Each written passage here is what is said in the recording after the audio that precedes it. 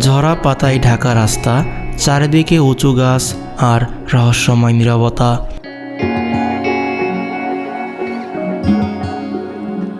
আমরা আজ ঘুরতে এসেছি শ্রীমঙ্গলের রাবার বাগানে।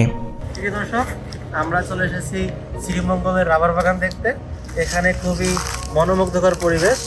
আমি 6 মাস আগে এখানে আসছিলাম, কিন্তু এখানে রাবার বাগানে কেমন যেন একটা সবুজ প্রাকৃতিক পরিবেশ ছিল, কিন্তু এখন কেমন যেন চা বাগানের পাতা পড়ে একটা কানাডা কানাডা ফিল আসতেছে। তো প্রিয় দর্শক, চলুন আমরা একসাথে পুরো ভিডিও এনজয় করি। লম্বা লম্বা রাবার গাছ সারি করে দাঁড়িয়ে আছে, মাটিতে ঝরে পড়া শুকনো পাতা পুরো জায়গাটাকে অন্যরকম সিনেমেটিক লুক দিয়েছে।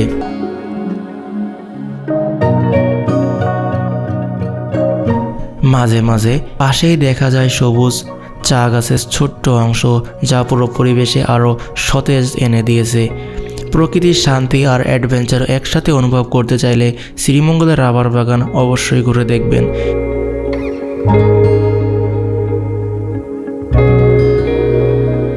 শ্রীমঙ্গল আসেন কিন্তু শুধু চা বাগান দেখে চলে যান, কিন্তু শ্রীমঙ্গলে যে এরকম সুন্দর, এরকম মানে কানাডার মতন দেখতে পুরো রাবার বাগান রয়েছে, এটা আপনারা অনেকেই জানেন না। আপনারা শ্রীমঙ্গলে আসলে অবশ্যই রাবার বাগান ভিজিট করবেন।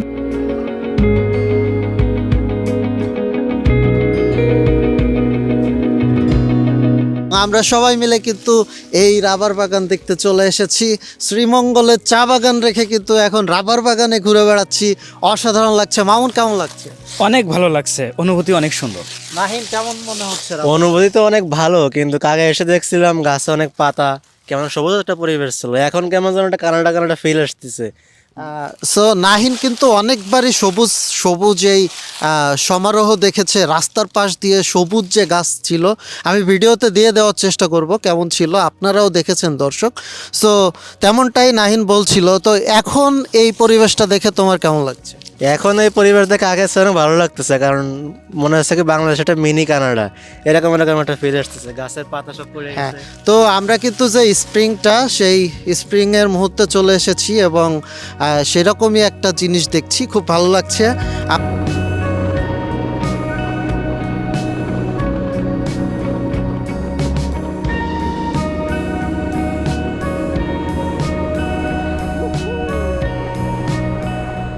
আমাদের রাবার বাগান ঘোরা শেষ। এখন আমরা রাবার বাগান থেকে বেরিয়ে যাচ্ছি।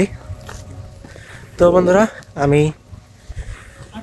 বলবো আপনারা শ্রীমঙ্গল ঢোকার আগে অবশ্যই এই পথে রাবার বাগান বাদে আপনারা এখান থেকে ঘুরে যাবেন, কারণ শ্রীমঙ্গলে আসলে শুধু চা বাগানটাই মেন না, রাবার বাগান এগুলো বাংলাদেশে একমাত্র রাবার বাগানে শ্রীমঙ্গলে মনে হয় আছে।